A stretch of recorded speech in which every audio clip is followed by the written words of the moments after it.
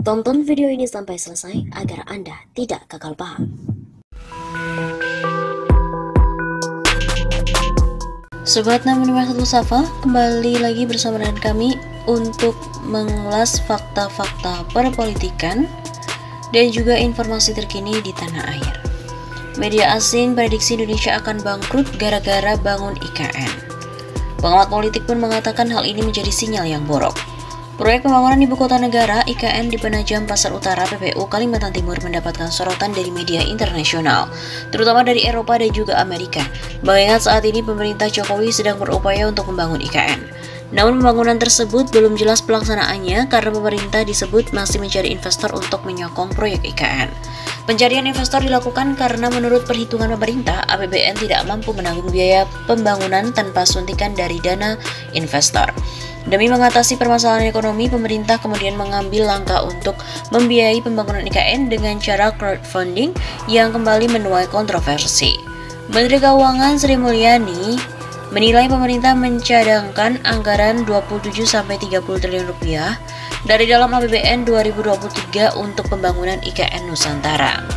Namun, katanya, kita juga di dalam APBN tahun depan sudah mencadangkan belanja bangunan ibu kota negara yaitu 27-30 triliun rupiah dalam rangka pembangunan infrastruktur dasar. Kata Sri Mulyani dikutip dari redaksi pada Jumat 15 April. Pembangunan IKN hingga saat ini masih menuai pro dan kontra, baik dari dalam segi ekonomi, politik hingga tanah adat. Bahkan, rencana pembangunan IKN turut disoroti oleh media internasional yang menitik beratkan pada kondisi ekonomi Indonesia. Ada sekira 5 koran di luar negeri, Eropa dan Amerika yang mempersoalkan IKN Nusantara. Jadi mereka memperlihatkan bahwa ini sinyal buruk bagi perekonomian Indonesia. Ujar pengamat politik Rocky Gerung dari milik YouTube miliknya. Disebutkan Rocky Gerung, media dari Eropa dan Amerika memprediksi jika Indonesia akan mengalami kebangkrutan apabila pemerintah tetap memaksakan pembangunan IKN.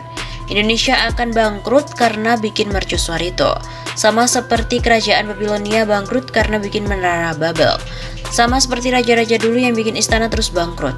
Jadi landasan dari pondasi itu bukan lagi semen, melainkan tulang belulang manusia. Pungkas Rocky. Tidak disebutkan alasannya ya, alasan persisnya kenapa misalnya tidak jadi berinvestasi di IKN. Sepertinya ada perbedaan ekspektasi tentang konsep ibu kota yang dibayangkan. Sobat 651 Safa, kembali lagi bersama dengan kami untuk mengulas fakta-fakta perpolitikan dan juga informasi terkini tanah air. Susul SoftBank, ternyata 2 konsorsium juga dikabarkan ikut mundur berinvestasi di IKN Nusantara. Satu persatu investor pembangunan ibu kota negara Nusantara dikabarkan mundur.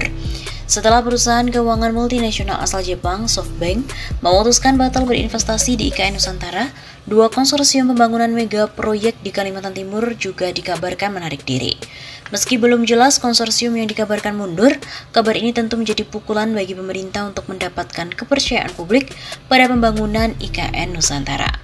Kepercayaan publik akan semakin sulit didapat setelah SoftBank membatalkan komitmennya untuk menanamkan modal dana hingga 40 miliar dolar Amerika Serikat dalam proyek tersebut. Pada sisi lain, pemerintah juga telah menggencarkan pencarian investor untuk pembangunan IKN. Dan terbaru memang ada 2 negara yang tengah dijejaki, yakni Arab Saudi dan juga Uni Emirat Arab.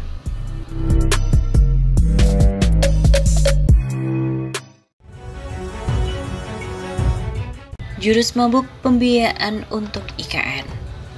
Pemerintah merencanakan pembiayaan IKN sebesar 466 triliun rupiah yang terdiri dari APBN sebesar 19,2% atau 89,4 triliun rupiah, KPBU sebesar 54,4% atau 253,4 triliun rupiah dan swasta 123,2 triliun rupiah.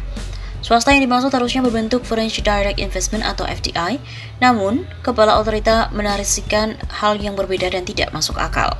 Kepala Otorita IKN Bambang Susantono mengusulkan ide dana urunan atau crowdfunding untuk pembangunan IKN.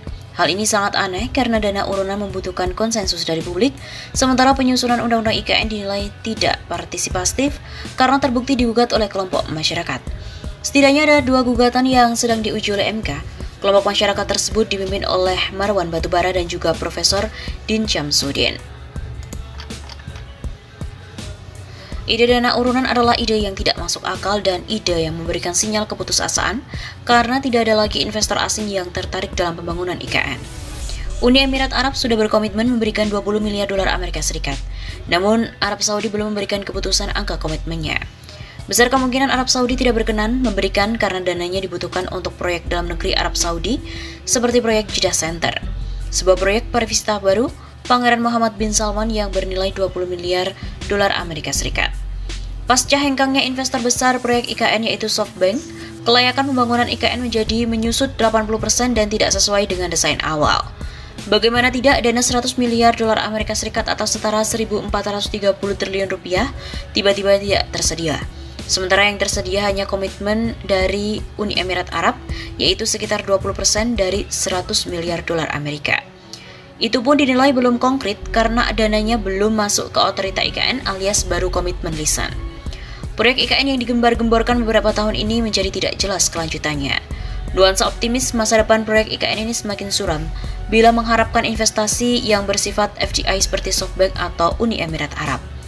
Muncul kemudian ide memanfaatkan pasar modal nasional dan internasional untuk membiayai proyek IKN. Ide itu disampaikan oleh Menteri Keuangan Sri Mulyani melalui Indonesia Investment Authority. Ide dana urunan itu membutuhkan dana besar yang akan sulit untuk dicapai. Seperti pengalaman sebelumnya, masyarakat berupaya urunan untuk membeli kapal selam, tapi gagal diwujudkan. Apalagi di situasi yang kenaikan berbagai kebutuhan pokok masyarakat, tentunya secara langsung akan mempersempit peluang terlaksananya ide crowdfunding tersebut. Sebelumnya diberitakan bahwa Kepala Otorita IKN mengatakan pembangunan IKN ini berpeluang didanai urun dana masyarakat. Kepala Otorita IKN Bambang Susantono mengatakan pembangunan IKN bisa berasal dari masyarakat melalui crowdfunding atau urun dana. Keikutsertaan masyarakat dianggap membuat tata kelola pembangunan ibu kota supaya lebih baik. Nanti kan bisa juga dari masyarakat pakai crowdfunding. Segala model creative funding akan kami eksplor, kata Bambang. Agar masyarakat mau mendanai pembangunan IKN, kata dia, peran APBN cukup penting sebagai jangkar yang menciptakan kepercayaan bagi calon investor. Dia menilai keikutsertaan masyarakat dapat membuat tata kelola pembangunan IKN baik. Bambang juga mengatakan pada 3 tahun ke depan, proyek pembangunan IKN mendapatkan kepercayaan pasar. Nantinya pemodal atau swasta akan masuk dengan jumlah investasi yang besar. Tentunya mereka ingin lihat keseriusan pemerintah untuk memulai. Menurutnya, jika kredibilitas organisasi otorita IKN sudah terjaga, investor pasti melirik dan tertarik masuk menanamkan modal.